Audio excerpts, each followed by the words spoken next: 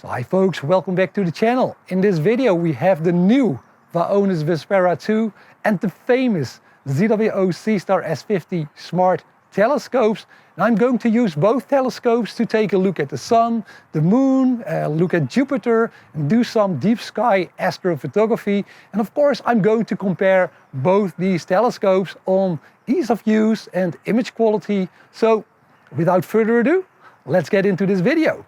Vaonis was kind enough to send me their new Vespera II for testing, currently available for about $1,590 or euros. I'm not being paid for reviewing this telescope, and Vaonis assured me I can voice my honest opinion, which I will do throughout the video. The Vespera II doesn't come with a tripod or a USB-C cable to recharge the telescope. Optional extras include a small and big carbon tripod for the telescope, a Vespera backpack, and additional solar, light pollution and dual band filters, all available at an extra cost. After testing the ZWO Seestar S50 a couple of months ago, I decided to buy and keep it. It is currently one of the most popular and affordable smart telescopes, available for about $500 or euros. The Seestar S50 comes with a nice, sturdy, lightweight black case, a small tripod and a USB-C cable to recharge the telescope. The S50 has a built-in dual-band light pollution filter, and the standard package includes a solar filter without additional costs. Looking at telescope optics, both the Seestar S50 and the Vespera II are apochromatic refractors with a 50mm aperture and a 250mm focal length. The Seestar is a triplet refractor with an extra low dispersion glass element, which should provide us with good color-corrected views of the night sky.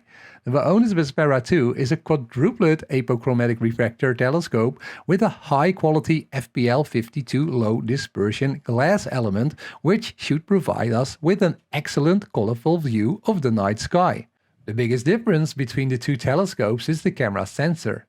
The Seestar S50 boasts a 2-megapixel Sony IMX462 camera sensor, whereas the Vaonis Vespera boasts a newer and larger Sony IMX585 8.3-megapixel camera sensor. The Seestar S50 can run for about 6 hours before the battery needs to be recharged, whereas the Vaonis Vespera II lasts for about 4 hours. Also, the Seestar S50 has 64GB internal storage capacity, whereas the Vaonis Vespera can store 25GB. Both telescopes can be controlled over Wi-Fi with the Seestar app developed by ZWO to control the Seestar S50 and the Singularity app by Vaonis to control the Vespera II. Links to reliable telescope shops to buy both telescopes are in the video description below. I can't stress this enough. When you're going to image the sun with these telescopes, never look directly into the sun yourself, as you might go blind, and always use an additional solar filter with these telescopes. Now for the ZWO Seestar S50, you will get a solar filter. It is included when you buy the ZWO Seestar S50. And for the Vaonis Vespera, there's an additional solar filter available at extra cost. Now, let's see if we can image the sun. It's going to be challenging with the hazy clouds behind me, but let's see what we can do. Let's compare my solar imaging experience with the Seestar S50 to the Vaonis Vespera II. Let's start with the Seestar S50. The installation of the solar filter on the Seestar S50 is pretty easy. Just press the rubber filter in front of the telescope's lens and you're good to go. The Seestar app includes a unique solar mode which can be used to observe the sun. After installing the solar filter, it took the Seestar less than a minute to automatically find the sun and center it on the screen. As you can see, there were quite some clouds in front of the sun that day, giving an interesting and mysterious look. The auto settings of the camera are excellent, providing you with an instant high-quality view of the sun.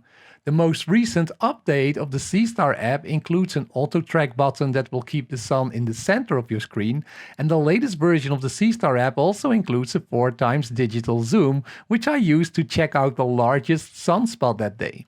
I used the manual slew buttons to center the sunspot and then zoomed in. According to spaceweatherlive.com, this sunspot region was about 4 times the diameter of Earth. Pretty amazing, isn't it? The zoom is of course digital and doesn't provide a higher resolution. Still, it was a lot of fun to use this feature. The auto function feature is also excellent and super fast. Just select the AF function on the right of your screen and use the green square box to select the point you want to focus on, and the Seestar S50 will autofocus within seconds. Taking photos is easy. Just select photo at the bottom of the screen and hit the button to shoot a quick picture. The new solo mode also features a time-lapse mode, which I didn't use that day, but this feature will be excellent, I guess, for capturing upcoming solar eclipses. I used the video mode to take a 1-minute recording in MP4 format of this mysterious sun shrouded in clouds. Here's that video in full screen. While I was recording, a plane passed in front of the sun's disk, which was super awesome to watch.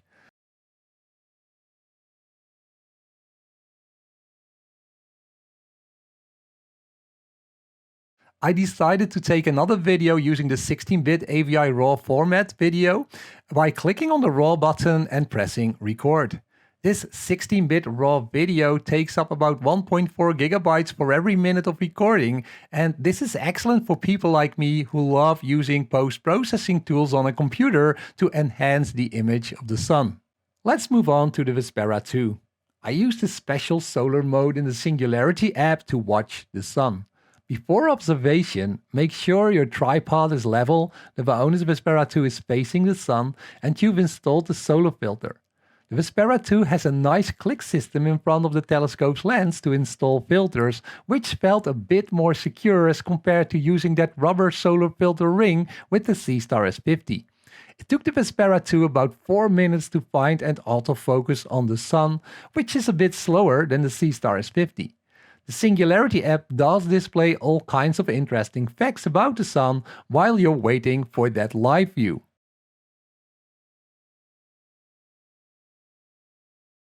As the camera sensor on the Vespera is much bigger, the sun appears a little bit smaller on the screen of your smart device. However, you can easily pinch your screen to digitally zoom in on the sun and watch the sunspots up close.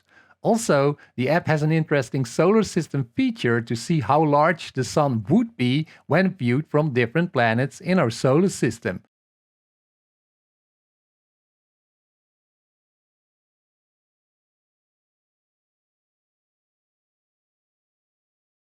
You can snap a photo of the sun by pressing on the photo icon. And in the Vespera app under Image Formats, you can opt to switch on Live Images, which will download all photos in JPEG format that are taken during live observations of the sun, the moon, and the planets. Here are 2 processed images of the sun taken on a very hazy, cloudy day, so you probably do better when you try it on a clear day. Alright, so it was a little bit tricky to image the sun today, but tonight I'm going to take both these telescopes up my rooftop to take a look at the moon, take a look at Jupiter and do some deep sky astrophotography. And yeah, let's just pray for a couple of hours of clear skies tonight. During my testing night, we were treated to a small but lovely crescent moon in the night sky. I positioned both telescopes on my rooftop and reinitiated both apps to observe the moon. Let's begin with the Vaonis Vespera II this time. Although the Singularity app lacks a specific lunar mode, selecting the moon is simple in the app. You can click on the planet icon at the bottom of the screen and search for the moon in the search box, or choose Solar System and click on the moon. One drawback is that the Vaonis Vespera II requires initialization before you can observe the moon, and this process only works at night. Consequently, I had to wait until twilight passed and the stars became sufficiently visible in the night sky. I initiated the telescope by clicking the Initialize button on the main screen of the app. The initialization process took a couple of minutes, after which I selected the moon and clicked Observe.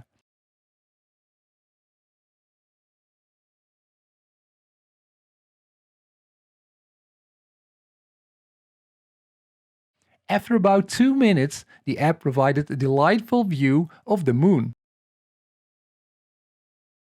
Similar to the solar mode, you can pinch the screen on your smart device to view the moon up close and capture pictures using the photo icon, which can be saved on the internal storage card or shared by clicking on the share button. It's simple and effective.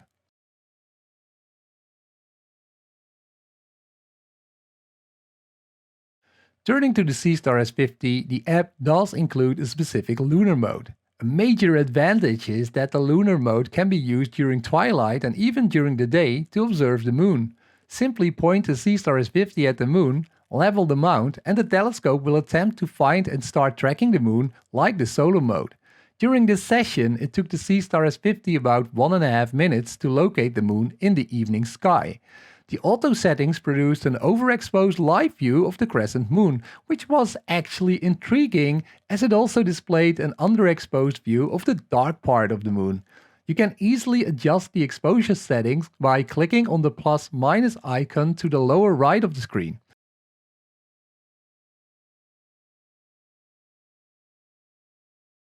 Similar to the solo mode, you can activate auto-tracking to keep the moon centered, zoom in to observe lunar craters up close, and capture photos, videos, and time-lapses of the moon.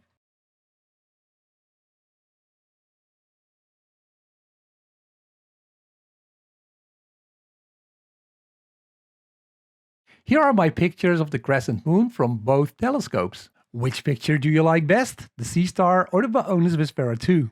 Let me know in the comment section below.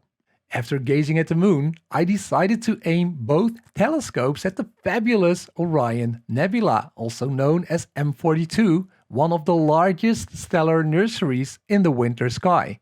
I used both telescopes simultaneously to image the same objects. Also, I used the default 10-second exposures for both scopes to make this comparison as equal as possible. I must mention that I'm imaging under Bortle Class 7 urban skies. To combat light pollution, the Seestar S50 automatically uses its internal dual-band light pollution filter. To facilitate an equal comparison, I also used the dual-band light pollution filter with the Vaonis Vespera II, which is available at additional cost. Although it was clear outside, it was also very moist, and most of my neighbors were using their wooden fireplaces to heat their homes to reduce their energy bills. This led to murkier skies than usual, as seen in this time-lapse video. I switched on the internal dew heater with the Seestar S50, and I used an extra dew heater band on the Vespera II to keep the views as crisp as possible. This time I selected M42 from the main screen, featured as one of the best targets to observe that night. I pressed Go Gazing and the Seestar app automatically flew to the nebula and produced a live view within a minute, which I found really impressive. I moved the nebula to the upper left by clicking on the Big Dipper icon at the bottom right and repositioning the red rectangle in the virtual sky atlas, which represents the live view you will be getting. After I was happy with the result, I pressed the red button to start capturing and the Seestar entered a 2-minute autofocus and enhancing mode, after which it began stacking its 10-second pictures.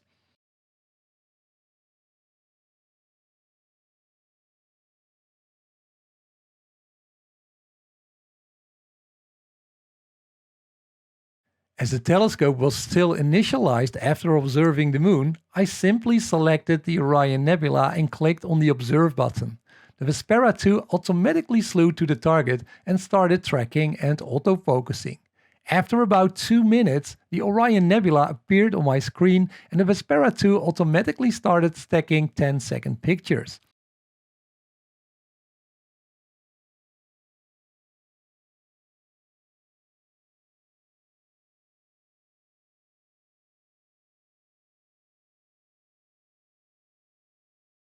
If you want to reframe the target, simply click on the reframe icon at the bottom of the screen and swipe the target to where you want. The Vespera II will automatically reposition itself to match your preferred view.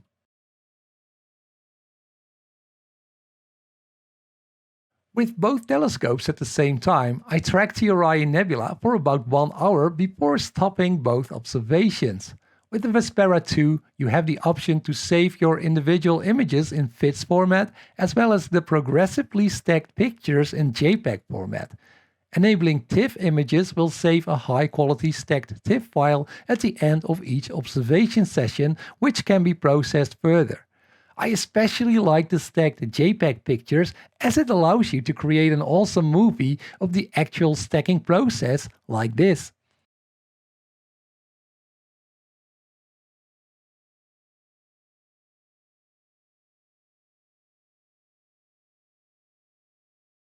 The Seestar also saves each picture in FITS and JPEG format and creates a TIFF file at the end of the stargazing session. Let me show you the processed photos of the Orion Nebula captured with both telescopes. The difference is quite obvious. The 8.3 megapixel camera sensor on the Vespera II has a much larger field of view while holding the same resolution and image scale as the Seestar S50. The Seestar does produce a very nice picture of the Orion Nebula, but that nebula barely fits its field of view. Which picture do you like best, the Seestar or the Vaonis Vespera II? Let me know in the comment section below. So hi guys, some of you have asked, hey Wido, are you turning into a smart telescope review channel? And I can assure you that is definitely not the case, but as you can see here in the Netherlands, we often have these cloudy skies, especially in the winter months.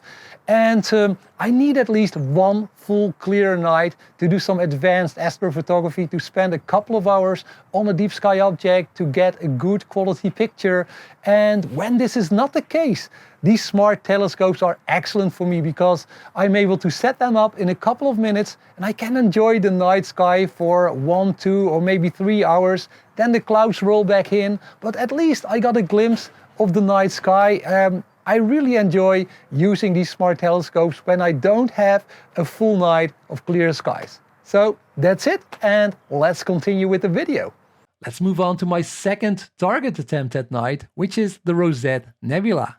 The Rosette Nebula is a little over 1.3 degrees in size and doesn't fit the field of view of the 2 megapixel camera sensor of the Seestar S50.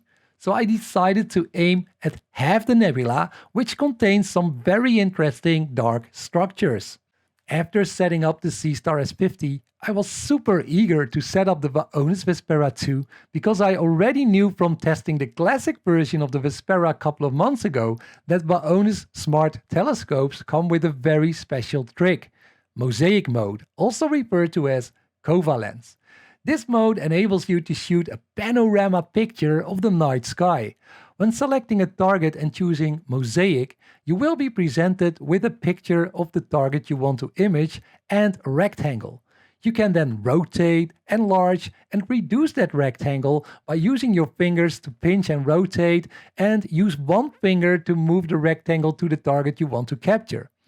The mosaic mode lets you create a mosaic up to 4 times the original camera sensor size.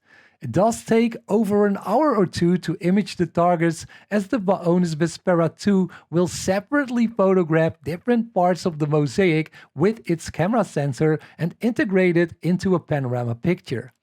When in mosaic capturing mode, you can see a rectangle at the top of the capturing screen with a number indicating the number of times it successfully photographed all parts of the picture.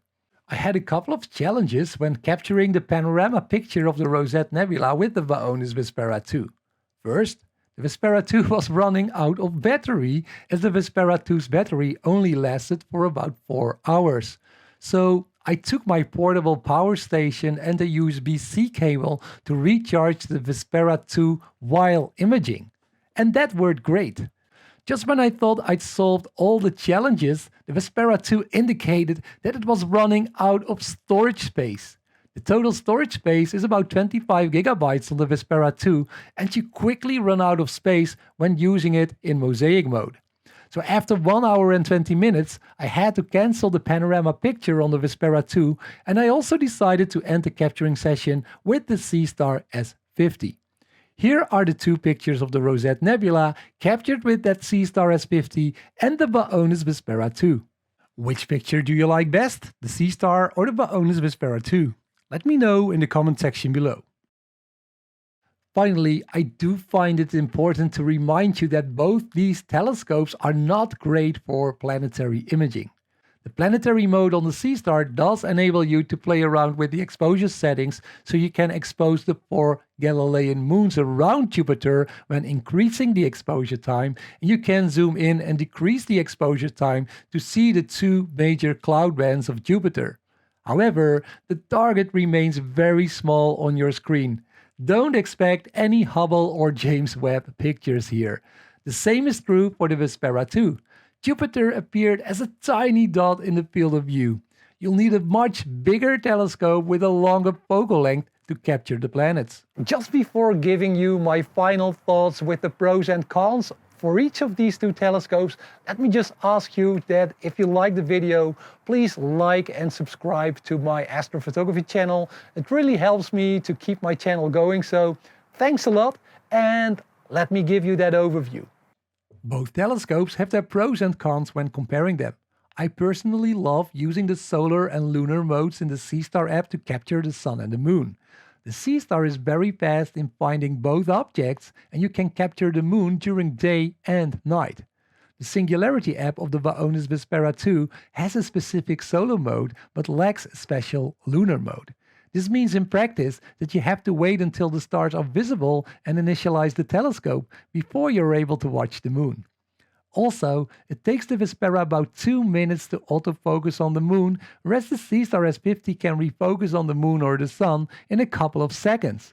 The Seestar also features more options when gazing at the sun or the moon, such as the ability to adjust the exposure settings, controls to reposition the telescope, and it can record in video, which is great for capturing unexpected events, such as a plane passing in front of the sun. It also features a time-lapse mode, which should be great for capturing upcoming lunar and solar eclipses. Moving on to nighttime use, I favor the Vaonis Vespera II. The Vaonis Vespera II shines here, as it has a much bigger and newer camera sensor to capture these deep sky objects. It also features a unique mosaic covalence mode to take panorama pictures up to 4 times the view of the camera. This makes the Vespera II great for capturing large, expensive nebulae in the night sky. It also reduces issues related to field rotation, as the field of view is so big you can easily center and fit the object of interest. The Seestar S50 does do a good job of capturing parts of these nebulae, but after 1.5 hours you will notice the effects of field rotation at the edges of the stacked pictures that do not overlap and look noisy. All in all, I think both telescopes are great. If you're looking for an affordable telescope to gaze at sunspots and the moon and take some decent snapshots of deep sky objects, the Seestar S50 is a solid choice. If you're able and willing to spend more, the Vespera II offers a more capable camera sensor with its unique mosaic mode to capture beautiful, expansive nebulae of the night sky. You can find more information about these and other telescopes on my website, astroforumspace.com. Thanks for watching, and see you in the next video.